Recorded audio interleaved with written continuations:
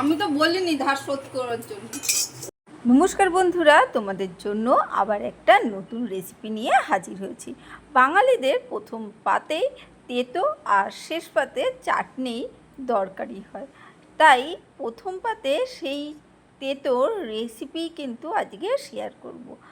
অনেক তো শুক্তো খেয়েছো, যারা শুক্তো পছন্দ করো সেই শুক্তো থেকে একটু বের হয়ে আমরা আজকে উচ্ছের একটা সুন্দর রেসিপি শিখব। চলো দেখে নেওয়া যায় উচ্ছের রেসিপিটা কিভাবে বানিয়েছি। উচ্ছেটা দেখতেই পেলে গোল গোল করে কেটে রেখেছি। এটাকে এবারে একটু কড়াইতে সর্ষের তেল দিয়ে দিচ্ছি। তোমরা সাদা তেলেও রান্না করতে পারো, সর্ষের তেলে করলে ভালো হবে। চলো তেলটা গরম হয়ে গেছে, এবারে এর মধ্যে দিয়ে দেবো উচ্ছেগুলো, গোল গোল করে কাটা উচ্ছেগুলো সব একসাথেই দিয়ে দিচ্ছি। আলাদা করে অল্প অল্প করে ভাজতে হবে সেই রকম না, হালকা একটু ভাজা হলেই কিন্তু হবে। একদম মানে মিডিয়াম ফ্লেমে কিন্তু ভেজে নিচ্ছি, লো ফ্লেম করবে না, তাহলে অনেকটা জল বেরিয়ে যাবে। আর যারা নতুন বন্ধু এসেছো তারা অবশ্যই লাইক দিয়ে পুরো ভিডিওটা দেখে যেও, আর সম্পূর্ণ ভিডিওটা ভালো লাগলে অবশ্যই একটা ছোট্ট করে কমেন্ট রেখে যেও, আর চ্যানেলটাকে সাবস্ক্রাইব করে যেও। দেখো উচ্ছেগুলোকে কিন্তু আমি মিডিয়াম ফ্লেমে বেশ ভালো করে ভেজে নিচ্ছি। সামান্য তেল দিয়েছি, তাই এই তেলটাই কিন্তু পুরো উচ্ছেগুলো ভাজা হয়ে যাবে। আর একটু হালকা হালকা একটু দাগ হবে যখন, তখন কিন্তু উচ্ছেগুলোকে আমরা তুলে নেব। উচ্ছেগুলো যেহেতু অল্প তেলে ভাজা হচ্ছে, সেই জন্য হালকা হালকা গায়ে একটু দাগ হলেই বুঝতে পারবে উচ্ছেগুলো ভাজা হয়েছে। একটু একটু করে সরিয়ে সরিয়ে দিচ্ছি উচ্ছেগুলো, যাতে সবগুলোই মানে এপিট ওপিট করে ভাজাগুলো ঠিকঠাক করে হয়, সেই জন্য একটু চারিদিকে ছড়িয়ে দিচ্ছি। দেখো দেখতেই পাচ্ছ তেলটা কিন্তু একদম টেনে নিয়েছে, আর উচ্ছেগুলো হালকা একটু রঙটা চেঞ্জ হয়েছে। সেই পর্যায়ে কিন্তু উচ্ছেগুলোকে আমরা তুলে নিচ্ছি। যেহেতু এবারে তেলটা শেষ হয়ে গেছে, তাই সামান্য তেল কিন্তু এখানে আমি দিয়ে দেবো। উচ্ছেটা যেহেতু ভাজতে গিয়ে তেলটা পুরোটাই টেনে নিয়েছে, তাই সামান্য একটু তেল কিন্তু এবারে রান্নার জন্য দিতে হবে। এখানে কিন্তু আবার সর্ষের তেলই ব্যবহার করেছি। বারবার বলছি, তোমরা যদি সর্ষের তেল না খেয়ে থাকো তাহলে সাদা তেলও দিতে পারো। দেখো সামান্য তেল কিন্তু দিয়ে দিলাম, খুব বেশি নয়, 1 চামচ মতন তেল কিন্তু এখানে ব্যবহার করেছি। চলো এবারে কি দিচ্ছি একটু ধীরে সুস্থে দেখে নাও। প্রথমেই আমি এখানে দিয়ে দেবো পেঁয়াজ কুচি, কুচি করে রাখা পেঁয়াজ কিছুটা দিয়ে দিয়েছি। ওই মাঝারি সাইজের একটা পেঁয়াজ কিন্তু এখানে অর্ধেকটা ব্যবহার করেছি, সেটাকেই লম্বা লম্বা করে কেটেছি, সেটাই দিয়ে দিয়েছি। দিয়ে বেশ ভালো করে কিন্তু ভেজে নেব, সুন্দর করে পেঁয়াজটা যাতে নরম হয়ে যায় সেই পর্যায়ে কিন্তু আমরা এটা ভেজে নিতে হবে। সামান্য একটু হলুদ গুঁড়ো দিয়ে দিচ্ছি রঙের জন্যে, একটু লবণ দিয়ে দেবো, তাতে পেঁয়াজটা খুব তাড়াতাড়ি নরম হয়ে যাবে। আর হলুদটা একটু রঙের জন্য দিয়েছি, যাতে একটু তেলটার মধ্যে বেশ সুন্দর একটা রং চলে আসে। দেখো আমি লবণটা দিয়ে ভালো করে কিন্তু নাড়াচাড়া করে নিচ্ছি পেঁয়াজটা নরম হওয়া পর্যন্ত।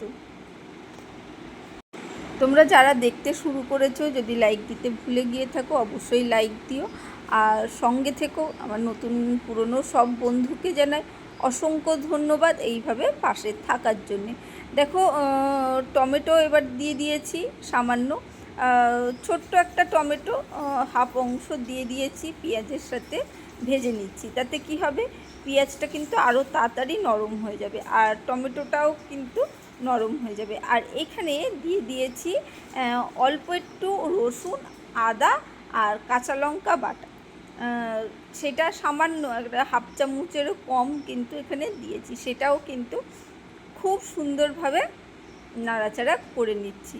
ভালো করে মশলাটাকে কষিয়ে নেব, যাতে মশলার কাঁচা গন্ধটা চলে যায়। যে কোনো রান্নাই জানো, মানে মশলাটাকে ভালো করেই কষাতে হয়।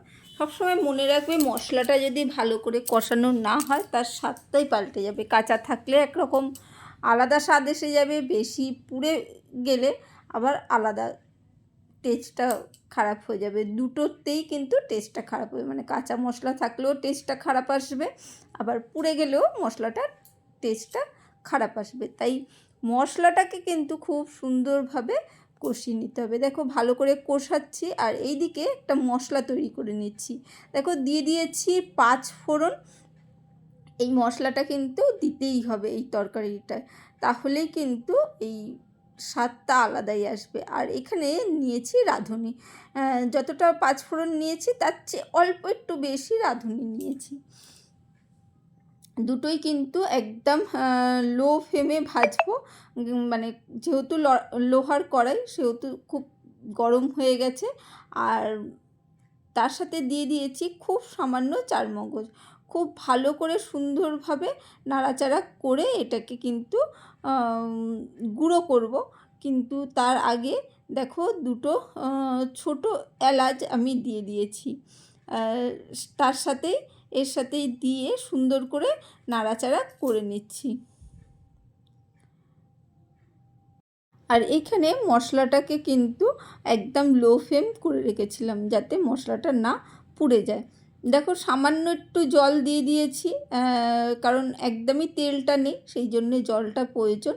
আর মশলাটা খুব সুন্দরভাবে কিন্তু কষানো হয়ে গেছে অলরেডি, সেই নিয়ে চিন্তা নেই।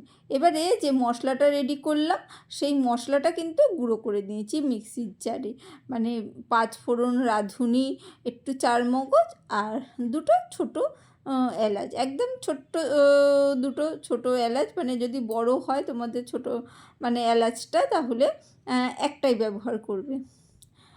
ভালো করে গুঁড়োটা দিয়ে ভালো করে মিশিয়ে নিলাম, কারণ গুঁড়োটা দিলে না আরও শুকনো হয়ে যাবে, সেই জন্যেই কিন্তু জলটা আগে দেওয়া হলো। দেখো ভালো করে এবারে জল দিয়ে ভালো করে মশলাটাকে মিশিয়ে নিচ্ছি। মশলাটা যেহেতু ভাজারও হয়ে গেছে সেহেতু মশলাটাকে এখন আর মানে কষাতে হবে সেই রকম কোনো ব্যাপার নেই। এবারে ভেজে রাখা উচ্ছেগুলো কিন্তু আমরা দিয়ে দিয়েছি। দেখো খুব সামান্যই জল রয়েছে, তার সাথেই কিন্তু উচ্ছেগুলোকে নাড়াচাড়া করে নিচ্ছি মশলার সাথে, যাতে উচ্ছের ভেতরে একটা মানে রসটা ঢুকে যায়, একটা আলাদাই স্বাদ আসে। আমি তো এরপরে ফোটাবই, কিন্তু এই যেটুকুনি জল রয়েছে সেটার মধ্যে একটু নাড়াচাড়া করে নিচ্ছি, মিশিয়ে নিচ্ছি ভালো করে, সুন্দর করে উচ্ছের সাথে মশলার সাথে মাখো মাখো করে নিতে হবে। তারপরে সামান্য একটু জল দিয়ে দিয়েছি উচ্ছেগুলো যাতে মশলার সাথে খুব ভালোভাবে সিদ্ধ হয়ে যায়। মানে উচ্ছে এমনি ভাজা হয়ে গেছে, সেদ্ধ হতে বেশিক্ষণ লাগবে না। দেখো একটু চাপা দিয়ে রেখেছিলাম 2 মিনিট মতো, তারপরে খুলে নাড়াচাড়া করে একদম শুকনো করে নামিয়ে নিয়েছি। কেমন লাগলো এই রেসিপিটা অবশ্যই জানিও। আর প্রথম পাতে কিন্তু এবারে শুক্তোর বদলে উচ্ছের এই রেসিপিটা একবার ট্রাই করো। চলো আজকের জন্য টাটা, বাই বাই, আবার দেখা হবে অন্য কোনো দিন।